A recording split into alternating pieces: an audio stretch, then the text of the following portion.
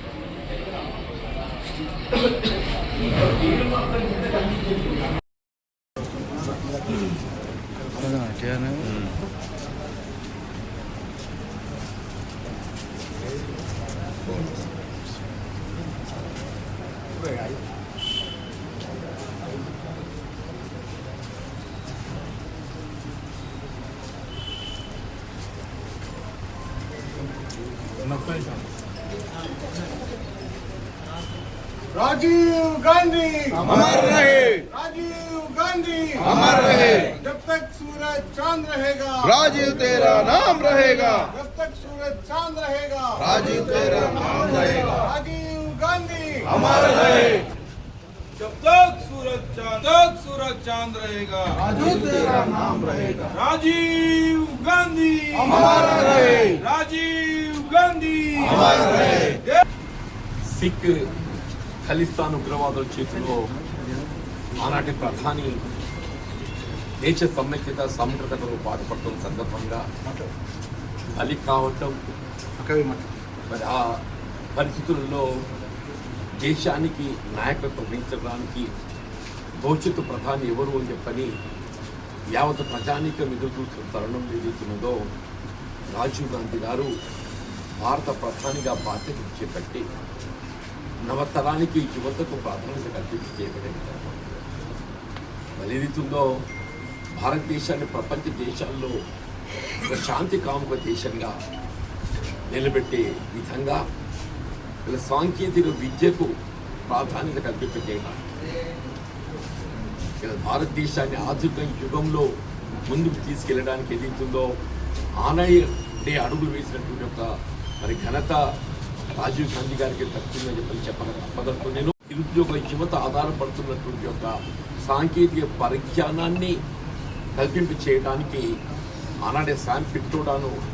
సలహాదారుడు నియామకం చేసుకొని నాంది పలికారు. అదేవిధంగా దేశ నిర్మాణంలో యువత ప్రాధాన్యత కల్పింప చేయబడే విధంగా అంతవరకు ఉన్నటువంటి 21 సంవత్సరాల ఓటు హక్కును మరి 18 సంవత్సరాలు కుదింపు చేసి ఇవాళ 18 సంవత్సరాల ప్రతి యువకుడు దేశ నిర్మాణంలో పాత్ర వహించే విధంగా మార్పు తీసుకురావడం జరిగిందని చెప్పంటే అది రాజీవ్ గాంధీ గారే చెప్పక తప్పదంటుంది.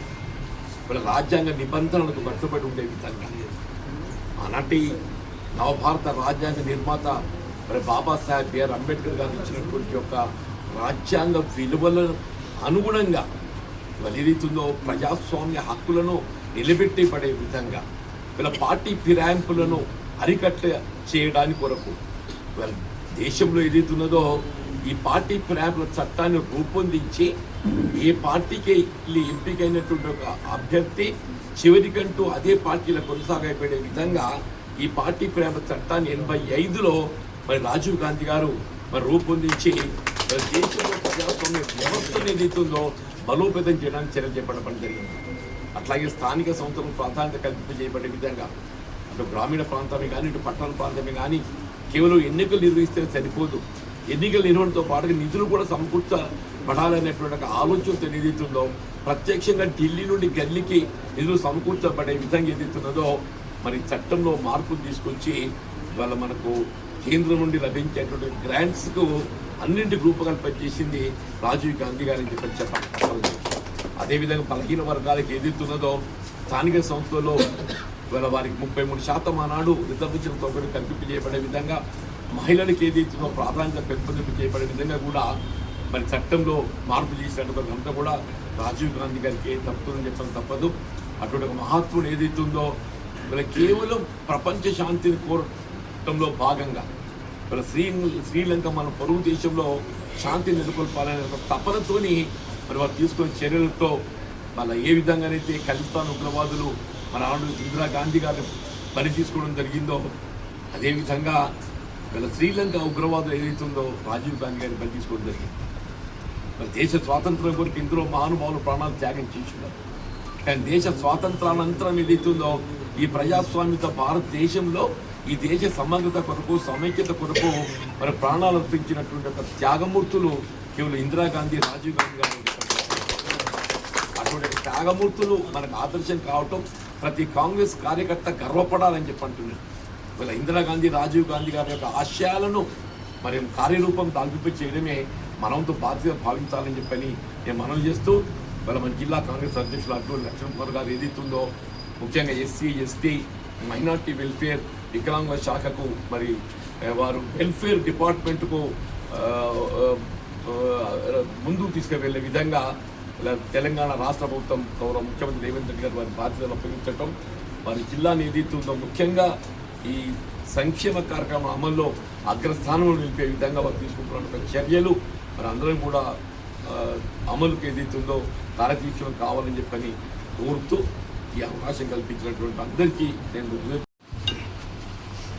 జగిత్యాల జిల్లా కాంగ్రెస్ పార్టీ ఆధ్వర్యంలో కూడా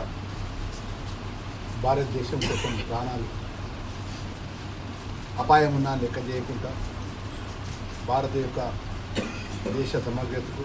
సమైక్యతకు ఒక గొప్ప నాయకుడుగా రాజీవ్ గాంధీ గారి యొక్క జన్మదినం. ఈరోజు జగిత్యాల జిల్లాకు సంబంధించిన పెద్ద జీవన్ రెడ్డి గారు వారి ఆధ్వర్యంలో కూడా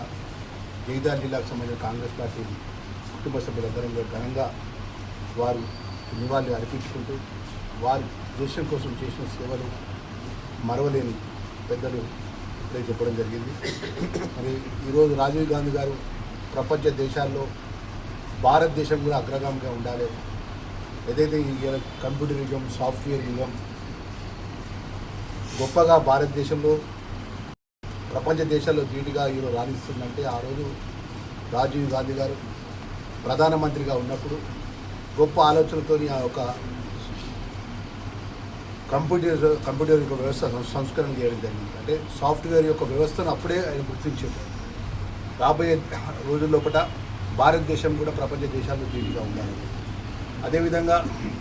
ఏదైతే కమ్యూనికేషన్ వ్యవస్థ కానీ ఈరోజు ఆ కమ్యూనికేషన్ వ్యవస్థ ద్వారా దేశంలో అన్ని విధాలు కూడా